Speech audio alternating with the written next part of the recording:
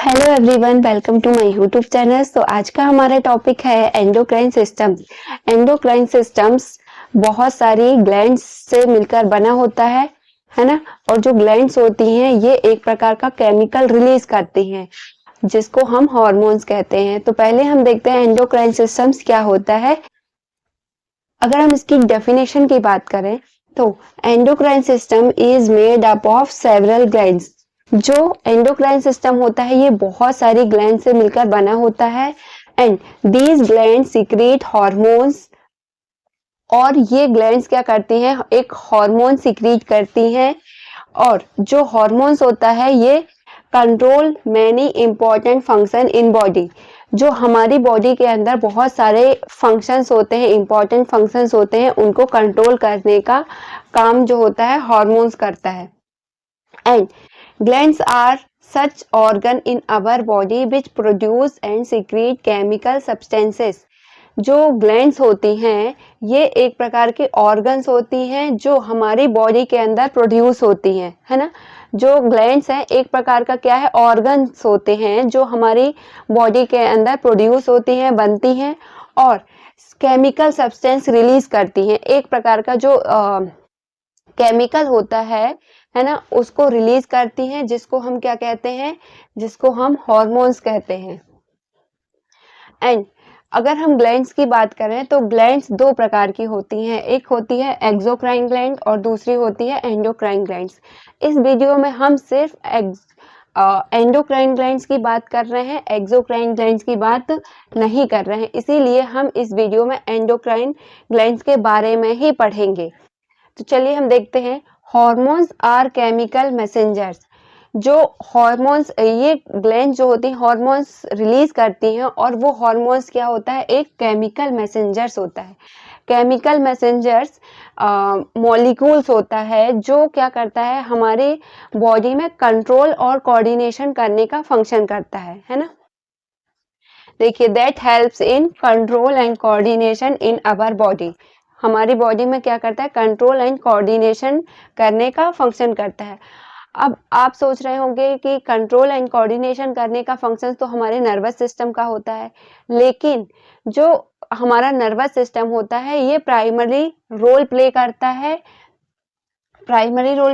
है control and coordination का। And जो ग्लैंड्स होती हैं ये सेकेंडरी रोल प्ले करती हैं हमारे कंट्रोल एंड कोऑर्डिनेशन का फंक्शंस करने में, है ना। और अब हम मेजर्स जो ग्लैंड्स होती हैं एंडोक्राइन सिस्टम्स में, जो मेजर इंपॉर्टेंट ग्लैंड्स होती हैं हम उनकी स्टडी करते हैं। चलिए हम देखते हैं पहले कौन कौन सी ग्लैंड्स होती हैं जिनके बारे में हम स्टडी करेंगे। पहला है पिट्यूटरी ग्लैंड्स, दूसरा है पीनियल ग्लैंड्स एंड थर्ड होता है thyroid gland, parathyroid glands and fifth है एड्रिनल ग्लैंड एंड सिक्स है पैंक्रियास ग्लैंड एंड लास्ट होती है हमारी सेक्स ग्लैंड। अब हम इन ग्लैंड्स की स्टडी करेंगे कि ये ग्लैंड्स की लोकेशन कहाँ पर होती है, कहाँ प्रेजेंट होती है और इनके फंक्शंस क्या होते हैं। हम देखते हैं जो हमारी एंडोक्राइन सिस्टम्स की जो मेजर ग्लैंड्स होती हैं और जो फर्स्ट ग्लैंड है हम उसके बारे में देखते हैं कि उसकी लोकेशन कहाँ होती है और वो क्या क्या फंक्शंस करती है। तो हमारी पहली पिट्यूटरी ग्लैंड है जो सबसे स्मॉलेस्ट एंडोक्राइन ग्लैंड कहलाती है ना। ये जितनी भी ग्लैंड्स प्रेजेंट होती है हमारी बॉडी में उन सबसे छोटी ग्लैंड्स जो होती है वो होती है पिट्यूटरी ग्लैंड्स। अब हम इसकी लोकेशन की बात करें कि ये कहाँ प्रेजेंट होती है और इसकी लोकेशन कहाँ होती है, तो हम ये देखते हैं कि जो cranial cavity and connected with hypothalamus in the brain. जो हमारे ब्रेन मतलब जो हमारा हेड है ये किससे बना होता है, क्रेनियल बोन से मिलकर बना होता है और क्रेनियल बोन्स के नीचे एक प्रेजेंस होती है क्रेनियल कैविटी। अब क्रेनियल कैविटी के नीचे जो प्रेजेंस होता है वो होता है ब्रेन, है ना। जो मस्कुलर स्ट्रक्चर्स होता है जो स्मूथ मसल से मिलकर बना होता है उसको हम कहते हैं ब्रेन। अब ये जो ब्रेन होता है हमारा, ये क्या कर, इसका फंक्शंस क्या होता है, कंट्रोल, हमारी पूरी बॉडी को कंट्रोल और कोऑर्डिनेशन, बैलेंस, है ना। ये सब करने का फंक्शन जो होता है हमारा नर्वस सिस्टम करता है, मतलब ब्रेन करता है, ठीक है। अब जो पिट्यूटरी ग्लैंड्स है वो हमारी nervous system it mean brain में प्रेजेंट होती है और जो पिट्यूटरी ग्लैंड्स होती है ये हाइपोथैलेमस से कनेक्ट होती है। ये आप देख सकते हैं यहाँ पे जो हाइपोथैलेमस है इससे कनेक्ट है पिट्यूटरी ग्लैंड से, है ना। अब जो पिट्यूटरी ग्लैंड है इसमें भी कुछ लोब्स होते हैं, एक होता है एंटीरियर लोब और दूसरा होता है पोस्टीरियर लोब, है ना। जो एंटीरियर लोब होता है इसके फंक्शंस होंगे वो भी अलग फंक्शंस हैं और पोस्टीरियर लोब के भी अलग फंक्शंस हैं, लेकिन अभी हम ये डिटेल में नहीं जाएंगे क्योंकि हम पढ़ रहे हैं अभी सिर्फ एंडोक्राइन सिस्टम, तो हम उसी के बारे में पढ़ेंगे। और इसमें हम देख रहे हैं पिट्यूटरी ग्लैंड कि पिट्यूटरी ग्लैंड की लोकेशन कहाँ है और उसका फंक्शन क्या है। तो हम अब देखते हैं कि जो पिट्यूटरी ग्लैंड है वो हाइपोथैलेमस से कनेक्ट है और जो हाइपोथैलेमस है वो पिट्यूटरी ग्लैंड को क्या करता है, कंट्रोल करता है, क्योंकि जो पिट्यूटरी ग्लैंड है वो सारी ग्लैंड्स को कंट्रोल करके रखती है ना। जो पिट्यूटरी ग्लैंड क्या होती है, जो हमारे जितनी भी ग्लैंड्स होंगी बॉडी के अंदर, एंडोक्राइन सिस्टम्स में जितनी भी ग्लैंड्स है उन सबको कंट्रोल करके रखेगी ये पिट्यूटरी ग्लैंड्स, है ना। अब पिट्यूटरी ग्लैंड्स जो इन सबको कंट्रोल करेगी तो इसको भी कोई कंट्रोल करने वाला होना चाहिए, है ना। तो इसको भी कंट्रोल करेगा हाइपोथैलेमस, है ना। इसको हाइपोथैलेमस ही कंट्रोल कर सकता है क्योंकि ये उससे कनेक्ट है। ओके, चलिए हम देखते हैं इसके फंक्शंस क्या क्या होते हैं। Control and function of all other endocrine glands, ये जितनी भी एंडोक्राइन ग्लैंड्स होती हैं उन सबको कंट्रोल करने का फंक्शंस करती हैं, इसीलिए हम इसको मास्टर ग्लैंड्स भी कहते हैं। क्या कहते हैं, जब ये पूरी ग्लैंड्स को कंट्रोल करेगी तो इसको हम कहेंगे मास्टर ग्लैंड। अब मास्टर ग्लैंड्स इसीलिए कहते हैं क्योंकि ये सबको कंट्रोल कर रही है। जैसे एग्जांपल मैं आपको दूंगी कि एक क्लास होती है, क्लासरूम में जितने बच्चे होते हैं ना, जितने बच्चे हो गए उनको हम मान लेते हैं वो सारी ग्लैंड्स हैं। और एक टीचर होता है जिसको हम मास्टर कह सकते हैं, टीचर वो क्या करेगा, सारी क्लास को कंट्रोल करने का काम करेगा, सबको कंट्रोल करेगा, उनमें बैलेंस बनाएगा, कोऑर्डिनेशन बनाएगा, ये सब करने का काम जो होगा वो मास्टर करेगा, है ना। तो इसीलिए हम इसको मास्टर ग्लैंड कहते हैं क्योंकि ये सारी ग्लैंड्स में कंट्रोल और कोऑर्डिनेशन को बना के रखता है। एंड नेक्स्ट हमारा pituitary gland itself is controlled by hypothalamus. जैसा कि मैं आपको बता चुकी हूँ कि अगर ये सारी ग्लैंड्स को, जो पिट्यूटरी ग्लैंड्स है, सारी ग्लैंड्स को कंट्रोल कर रहा है तो इसको भी कोई कंट्रोल करने वाला होना चाहिए, है ना। तो ये इसको कंट्रोल कौन करता है, हाइपोथैलेमस, है ना। इसको कंट्रोल हाइपोथैलेमस कर रहा है और ये हाइपोथैलेमस के थ्रू ही कंट्रोल होती है। एंड नेक्स्ट हम देखते हैं कि जो हमारी मतलब पिट्यूटरी ग्लैंड है इसके और अदर फंक्शंस क्या क्या हो सकते हैं। Because pituitary gland control other functions, it plays की रोल। इसके जो की रोल मतलब बहुत इंपॉर्टेंट रोल्स हैं वो हम देखेंगे। पहला है मेटाबॉलिज्म, जो हमारी बॉडी के अंदर जितनी मेटाबॉलिक एक्टिविटी होती है उन सबको कंट्रोल करेगा pituitary gland. And growth, body की जो ग्रोथ है उसको कंट्रोल करेगा pituitary gland. And next sexual maturation, जो सेक्सुअल मैच्योरेशन होता है उसको भी कंट्रोल करेगा पिट्यूटरी ग्लैंड। एंड रिप्रोडक्शन कराएगा, जो भी बॉडी के अंदर रिप्रोडक्शन वाली एक्टिविटी होती है उसको कंट्रोल करने का काम पिट्यूटरी ग्लैंड करेगी। एंड नेक्स्ट हमारा लास्ट होता है ब्लड प्रेशर। ब्लड प्रेशर मतलब बीपी को कंट्रोल करेगा तो पिट्यूटरी ग्लैंड ही, है ना। अब इसके सेकेंड हमारा pineal glands. Pineal glands also known as third eyes. जो पीनियल ग्लैंड्स होती है इसको थर्ड आइज के नाम से भी जाना जाता है। इसको थर्ड आई क्यों कहते हैं, जो पीनियल ग्लैंड्स होती है ये हमारी आईज से सिग्नल को रिसीव करती है और लाइट को रिस्पॉन्स करती है, इसीलिए इसको थर्ड आईज के नाम से जाना जाता है। अब ये लोकेशन देखते हैं तो पीनियल ग्लैंड्स कहाँ पर लोकेटेड होता है, epithalamus in cranial cavity where two halves of brain joints. जो क्रेनियल कैविटी में एपिथैलेमस होता है और जहां पर दो हेमिस्फेयर मतलब एक राइट हेमिस्फेयर और लेफ्ट हेमिस्फेयर के बीच में जो लाइन होती है, जो जॉइंट्स होता है ना, वहां पर ये प्रेजेंस होती है। डायग्राम में देखें तो ये जो पीनियल ग्लैंड्स होती है ये राइट और लेफ्ट हेमिस्फेयर के बीच में प्रेजेंस होती है जहां पर ये जॉइंट्स होता है। और ब्रेन स्टेम के पीछे है ना, और जो सेरिबेलम उसके होता है उसके थोड़ा सा ऊपर प्रेजेंस होती है। पीनियल ग्लैंड्स होती है, उसके क्या फंक्शंस होंगे? फर्स्ट होता है सिक्रीट्स मेलेटोनिन हार्मोन। ये क्या करती है? मेलेटोनिन हार्मोन को सिक्रीट करती है, जिसको हम स्लीप हार्मोन भी कहते हैं, है ना, which helps to regulate our body circadian rhythm. ये जो हमारी बॉडी के अंदर सर्केडियन रिदम्स होती है उसको रेगुलेट करने का काम करती है। अब सर्केडियन रिदम क्या होता है? जो सर्केडियन रिदम होती है ये एक बायोलॉजिकल क्लॉक होती है ना। जो बायोलॉजिकल क्लॉक होती है ये मान लीजिए अगर किसी को बहुत लेट नाइट सोने की आदत है और उसकी जो बायोलॉजिकल क्लॉक है वो भी लेट ही रिस्पॉन्ड करेगी, है ना। जो सर्केडियन रिदम है उसका वो भी लेट नाइट सोने के लिए ही रिस्पॉन्ड करेगा। बट अगर उसको हम जल्दी सुला देते हैं, जल्दी सोने के लिए कहते हैं, तो वो क्या होगा? वो बिस्तर पे लेटा रहेगा, उसको नींद नहीं आएगी, क्योंकि जो उसकी सर्केडियन रिदम है ना, वो लेट नाइट सोने के लिए रिस्पॉन्ड करती है। तो अगर सर्केडियन रिदम जो होगी वो चेंज करना होगा तो वो धीरे धीरे चेंज होगी। एकदम से किसी की सर्केडियन रिदम जो बायोलॉजिकल क्लॉक होती है वो चेंज नहीं हो सकती है, उसको हमें धीरे धीरे ही चेंज करना होता है ना। यही होती है हमारी सर्केडियन रिदम। देखते हैं थर्ड हमारा है थायराइड ग्लैंड। जो थायराइड ग्लैंड होती है ये सबसे लार्जेस्ट ग्लैंड होती है एंडोक्राइन सिस्टम्स की, है ना। और जो ये कहाँ पर लोकेटेड होती है, इसकी लोकेशन कहाँ होती है, कहाँ प्रेजेंट होती है, चलिए हम देखते हैं। जो हमारी थायराइड ग्लैंड होती है ये हमारे नेक में प्रेजेंट होती है और ट्रैकिया के जस्ट फ्रंट में, ट्रैकिया के सामने और लैरिंग्स के नीचे प्रेजेंट होती है ना। अब जो थायराइड ग्लैंड्स होती है ये हमारा लैरिंग्स है इसके जस्ट बिलो, एंड जो हमारा ट्रैकिया है इसके जस्ट अबव, मतलब सामने की साइड प्रेजेंट होती है। फंक्शन, अगर इसके हम फंक्शन देखें तो ये क्या करते हैं? Regulate body metabolism.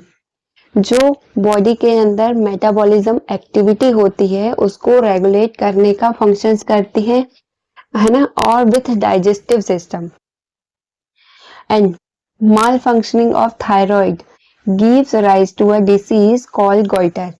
जब थायराइड ग्लैंड्स में किसी प्रकार का माल फंक्शनिंग इट मीन्स उसमें किसी प्रकार की न्यूट्रिशन की कमी हो जाना या किसी भी कारण से जो है थायराइड ग्लैंड प्रॉपरली वर्क नहीं कर पा रही है जैसे उसे करना चाहिए, तो उस कंडीशंस में क्या होती है? एक डिसीज प्रोड्यूस होती है जिसको हम कहते हैं गोइटर। गोइटर क्या होती है? एक जो हमारा नेक होता है सामने की साइड फूला हुआ उभरा हुआ दिखता है, उसको हम कहते हैं गोइटर, है ना। And temperature and growth control, ये क्या कराती है? टेम्परेचर को और ग्रोथ को कंट्रोल करने का फंक्शंस भी करती है।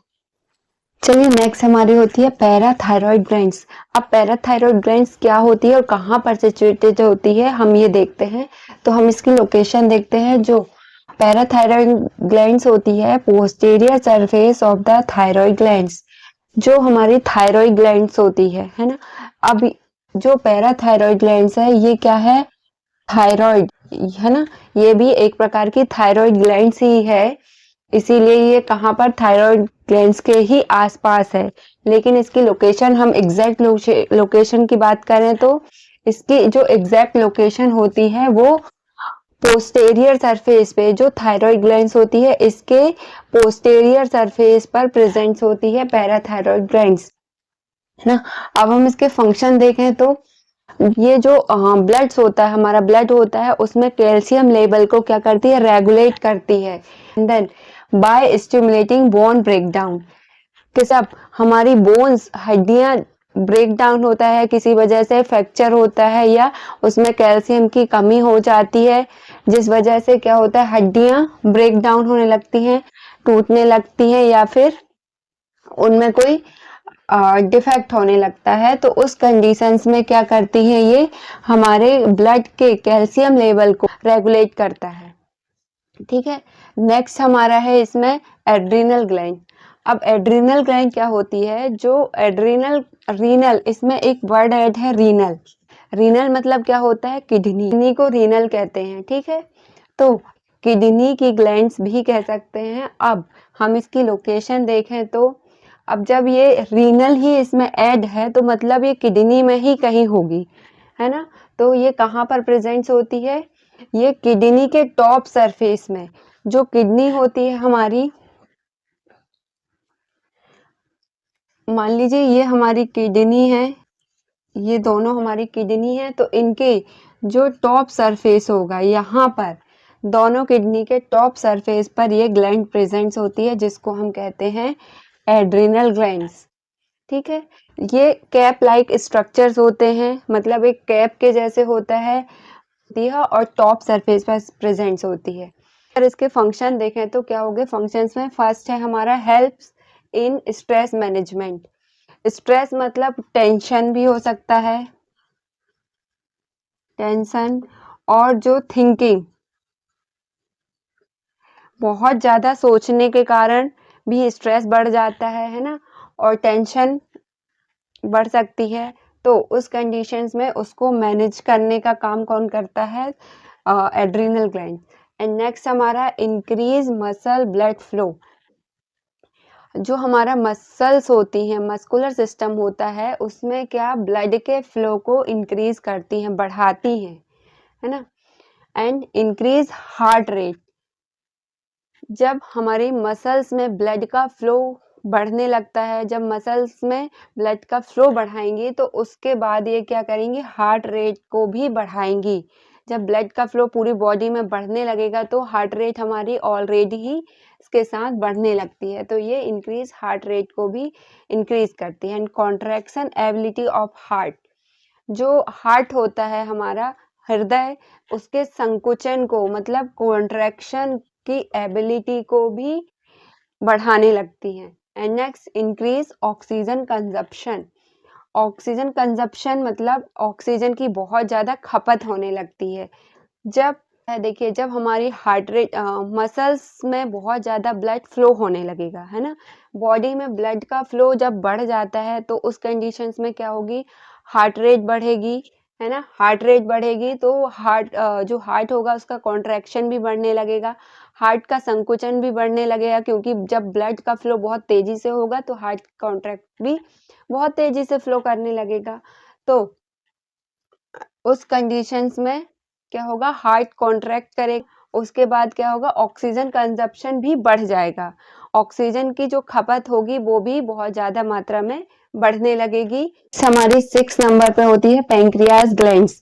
पैंक्रियास ग्लैंड्स क्या होती है, ये एक प्रकार की मिक्स ग्लैंड्स होती है ना। ये मिक्स ग्लैंड्स होती है जो एंडोक्राइन और एक्सोक्राइन होता है, उन दोनों के फंक्शंस को प्रोड्यूस करती है। हम देखें अगर तो इट इज मिक्स ग्लैंड, है ना, ये एक प्रकार की मिक्स ग्लैंड होती है विच performs both endocrine and exocrine functions. ये क्या कराती है, एंडोक्राइन और एक्सोक्राइन दोनों के फंक्शंस को परफॉर्म करती है। हम इसकी लोकेशन की अगर बात करें तो इसकी लोकेशंस कहाँ पर होती है, behind and slightly below the stomach. Digestive system का जो स्टमक होता है उसके हल्का सा नीचे और पीछे जो है ये पैंक्रियास ग्लैंड्स प्रेजेंट होती है। एंड नेक्स्ट होता है हमारे इसके फंक्शन, अगर it consist of cluster of cells. ये क्या कराती है, क्लस्टर ऑफ सेल्स मतलब सेल्स के बहुत सारे गुच्छे, मतलब ग्रुप में उनको प्रोड्यूस कराती है, कंसिस्ट कराती है ना, जिसको हम आइसलेट्स ऑफ लैंगरहैंस के नाम से जानते हैं। अब आइसलेट्स ऑफ लैंगरहैंस क्यों कहते हैं हम इसको, क्योंकि इसकी जो सर्च मतलब इसकी जो खोज की थी, उन जर्मन साइंटिस्ट थे, उन्होंने खोज की थी और उनका नाम था पॉल लैंगरहैंस। हम पॉल लैंगरहैंस, पॉल लैंगरहैंस ने इसकी खोज की थी, इसीलिए हम इसको आइसलेट्स ऑफ लैंगरहैंस कहते हैं। उन्होंने जब सर्च किया था तो उन्होंने देखा था कि पैंक्रियास के अंदर बहुत सारे सेल्स जो हैं वो आइसलैंड्स के या टापू लाइक स्ट्रक्चर्स दिख रहे हैं, इसीलिए उन्होंने इसका नाम आइसलेट्स ऑफ लैंगरहैंस रख दिया, है ना। चलिए हम नेक्स्ट देखते हैं। इसमें कुछ सेल्स प्रोड्यूस होती हैं एक होता है alpha cells, beta cells, delta sales और पॉलीपेप्टाइड सेल्स। ये जो 4 सेल्स होती हैं वो पैंक्रियास ग्लैंड से रिलीज होती हैं एंड इनके जो फंक्शंस होते हैं वो भी अलग अलग होते हैं। पहला होता है अल्फा सेल्स। अल्फा सेल्स में क्या होता है, सिक्रीट्स हार्मोन ग्लूकेगॉन। जो हार्मोन को सिक्रीट करती है अल्फा सेल्स, उसको हम कहते हैं ग्लूकेगॉन हार्मोन। और जो ग्लूकेगॉन हार्मोन्स होता है ये ब्लड ग्लूकोज लेवल को इंक्रीज कराती है ना। जो ब्लड ग्लूकोज लेवल होगा उसको इंक्रीज कराने का काम किसका होता है, अल्फा सेल्स का। एंड नेक्स्ट होता है हमारा बीटा सेल्स। ये बीटा सेल्स क्या कराती हैं, अब सिक्रीट्स इंसुलिन हार्मोन्स। ये इंसुलिन हार्मोन को सिक्रीट करती हैं and helps in decreasing blood glucose level. और ये ब्लड के ग्लूकोज लेवल्स को कम करने में हेल्प करती हैं। आपने बहुत बार देखा होगा कि जब पेशेंट्स का जो शुगर लेवल है बहुत ज़्यादा मात्रा में बढ़ जाता है तो उसको नॉर्मल करने के लिए, उसको कम करने के लिए हम पेशेंट्स को क्या देते हैं, इंसुलिन का इंजेक्शन देते हैं। तो उससे क्या होता है, जो ब्लड शुगर लेवल होता है वो कम हो जाता है। नेक्स्ट है डेल्टा सेल्स। डेल्टा सेल्स क्या होते हैं, that produce and release the hormone somatostatin. ये क्या करता है, एक सोमेटोसोनिन हार्मोन को रिलीज करता है और प्रोड्यूस करता है ना। ये दोनों फंक्शन कर रहा है, रिलीज भी करेगा और प्रोड्यूस भी करेगा। एंड नेक्स्ट हमारा लास्ट है हमारा पॉलीपेप्टाइड सेल्स। जो पॉलीपेप्टाइड सेल होते हैं इसको एफ सेल्स या गामा सेल्स भी कहते हैं, है ना। इसको हम एफ सेल या गामा सेल्स के नाम से भी जानते हैं। और ये क्या कराती है, स्लो डाउन एक्टिविटी कराती है डाइजेस्टिव सिस्टम में, है ना। तो डाइजेस्टिव सिस्टम्स होता है उसके जो फंक्शंस होते हैं ना, उसको क्या कराती है, सेल्फ ही रेगुलेट करती है, खुद से रेगुलेट करती है पॉलीपेप्टाइड सेल्स, और स्लो डाउन कराती है। इसमें जो भी डाइजेस्टिव एक्टिविटी होती है उसको कम कराती है और रेगुलेट करती है। 7 एंड लास्ट हमारा है सेक्स हार्मोन्स। जो सेक्स हार्मोन होती है इसकी लोकेशंस पेल्विस कैविटी में प्रेजेंट होती है ना। मेल या फीमेल किसी में भी इसकी जो लोकेशन होती है वो पेल्विस कैविटी में प्रेजेंट होगी। एंड अगर हम इसके फंक्शंस की बात करें तो फंक्शंस जो होते हैं इसमें ये टेस्टिस में भी अपना फंक्शंस क्रिएट करती है एंड ओवरीज में भी अपना फंक्शंस करती है। एंड अगर हम पहले इसके टेस्टिस की बात करें तो टेस्टिस में क्या फंक्शंस कराती है सेक्स हार्मोन, इसमें सिक्रीट टेस्टोस्टेरोन। ये क्या कराती है, टेस्टोस्टेरोन एक हार्मोन होता है जिसको सिक्रीट करती है ना। And which helps in the development of male characteristics. जो भी मेल्स में फिजिकल चेंजेस होते हैं उसके डेवलपमेंट्स में हेल्प कराती है। एंड प्राइमरी इसमें 2 प्रकार के कैरेक्टरिस्टिक प्रेजेंट्स होते हैं, प्राइमरली एंड सेकेंडरी। हम प्राइमरली की बात करें तो प्राइमरली में क्या होगा, present at birth and directly involve in the reproduction. ये बर्थ के समय प्रेजेंट होता है and directly involve in reproduction, ये रिप्रोडक्शंस में डायरेक्टली इन्वॉल्व होता है ना। और सेकेंडरी कैरेक्टरिस्टिक्स देखें अगर तो इसमें कुछ प्यूबर्टी की एज के दौरान चेंजेस होते हैं, लाइक फिजिकल चेंजेस, है ना। फिजिकल चेंजेस जैसे कि थिकर प्यूबिस हेयर, जो प्यूबिस के हेयर होते हैं वो थिक होने लगते हैं, बियर्ड आने लगती है मेल में, एंड चेस्ट साइज जो होगा इंक्रीज होने लगता है एंड वॉइस चेंजेस होने लगती है ना। और अगर हम ओवरीज की बात करें तो ओवरीज में क्या होता है, एक ईस्ट्रोजन और प्रोजेस्टेरोन 2 हार्मोन सिक्रीट करती है जिसमें कि helps in the development of female sex characteristics. ये भी जो फीमेल्स में जो भी डेवलपमेंट्स होते हैं, फिजिकल चेंजेस होते हैं, उसके डेवलपमेंट में ये प्रोजेस्टेरोन और ईस्ट्रोजन हार्मोन जो होता है हेल्प कराता है। लाइक फिजिकल चेंजेस क्या क्या होंगे, breast size, hips, body fat, body hair, menstruation, skin और स्वेटिंग एटसेट्रा।